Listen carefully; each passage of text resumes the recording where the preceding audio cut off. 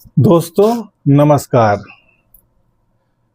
उर्दू के महान शायर सागर निजामी ने राम के सम्मान में एक कविता लिखी है। उसकी 4 पंक्तियां मैं आपको सुनाता हूँ। साहिले सरजू यहाँ, गंगा यहाँ, जमुना यहाँ, राधा यहाँ, कृष्णा यहाँ, मीरा यहाँ, कान्हा यहाँ। हिंदुओं के दिल में बाकी है मोहब्बत राम की, मिट नहीं सकती कयामत तक हुकूमत राम की। दोस्तों, त्रेता से लेकर अब तक 3 युग बीत चुके हैं। इन बीते हुए 3 युगों में ना तो राम जैसा कोई पुरुष पैदा हुआ है और न ही राम के आदर्शों पर 3 कदम हम चल कर दिखाए हैं। यही कारण है आज भी राम के राज्य में रावणत्व जिंदा है।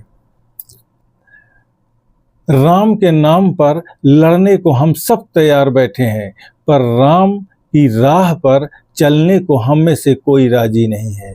किसी ने लिखा है, लोगों को जो राम से झूठी मोहब्बत है आजकल, उनकी पूजा नहीं अब अमल की जरूरत है आजकल।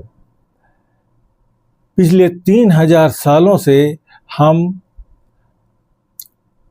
राम राम का जप कर रहे हैं, घर घर में रामायण की पूजा कर रहे हैं, अखंड रामायण का पाठ करवा रहे हैं, सुंदर कांड का पाठ करवा रहे हैं, राम कथा सुन रहे हैं और राम लीला देख रहे हैं और हर व्यक्ति राम राम का मंत्र भी सुन रहा है, पर राम क्या कह रहे हैं उनकी कोई नहीं सुन रहा। राम की किसी ने एक नहीं सुनी है। अपने स्वार्थ, अपनी ज़रूरत के अनुसार राम के आदर्शों का हमने ढोंग रचा है। चाय में मक्खी गिरी तो हम चाय फेंक देते हैं, और घी में मक्खी गिरी तो फिर हम घी नहीं फेंकते, मक्खी फेंक देते हैं। यही कारण है कि त्रेता से लेकर त्रेता के बाद अब राम जैसा कोई पुरुष पैदा नहीं हुआ है। दोस्तों, बेटा बाप का सबूत होता है। बेटा अगर गलत निकल जाए तो फिर बाप की अच्छाई पर सवाल खड़े होंगे, और अगर हम दोबारा राम जैसा पुरुष पैदा नहीं किए तो दुनिया हम पर विश्वास नहीं करेगी। तो हम कितना भी चिल्लाएं, जय श्री राम के नारे लगाते रहें, सारी दुनिया में लगाते रहें, पर दुनिया की नज़र में राम सिर्फ कहानी बनकर रह जाएंगे अगर राम जैसे पुरुष हमने नहीं पैदा किए। इसलिए राम राज्य की सार्थकता के लिए, राम राज्य के औचित्य के लिए, राम राज्य की सतत और शाश्वत स्थापना के लिए जरूरी है हर घर में, हर परिवार में, पूरे समाज में राम जैसा व्यक्ति पैदा हो, हर व्यक्ति में राम जैसे गुणों का विकास हो। इसके लिए हम लोगों के जरूरी है कि हम गोस्वामी तुलसीदास जी जैसी अपनी भावदृष्टि पैदा करें। गोस्वामी जी अपने विषय में लिखते हैं, कबित विवेक एक नहीं मोरे, सत्य कहूँ लिखि कागज कोरे, कभी न हों नहीं बचन प्रवीणु, सकल कला सब विद्याहीनु। अर्थात मेरे अंदर कविता लिखने का कोई भाव नहीं है, और न ही कविता की रचना के लिए विवेक है। जो मुझे सत्य समझ में आता है उसे मैं कोरे कागज पर लिख देता हूँ।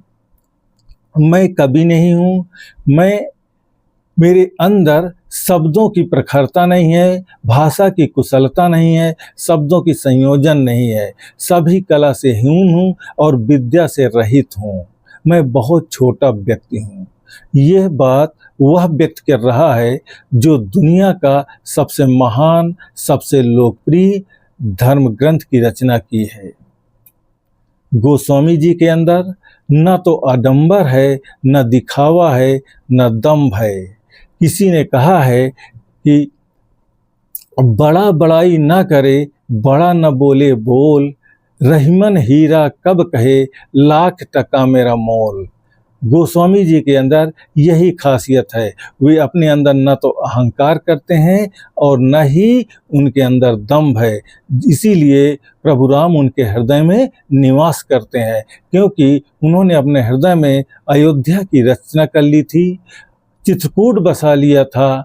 और हमें भी यही करना पड़ेगा। जीवन में अगर संघर्ष आए तो अयोध्या और चित्रकूट को हृदय में बसाने के साथ साथ संघर्ष का सामना करने के लिए हमें लंका भी बसानी पड़ेगी। इसलिए गोस्वामी जी की भाव दृष्टि हम अगर विकसित करेंगे तभी हमारे अंदर रामराज उतरेगा। गोस्वामी जी ने स्वयं लिखा है, गोस्वामी जी ने इस विषय में कहा है, जिनके कपट दंभ नहीं माया, तिनके हृदय बसहि रघुराया।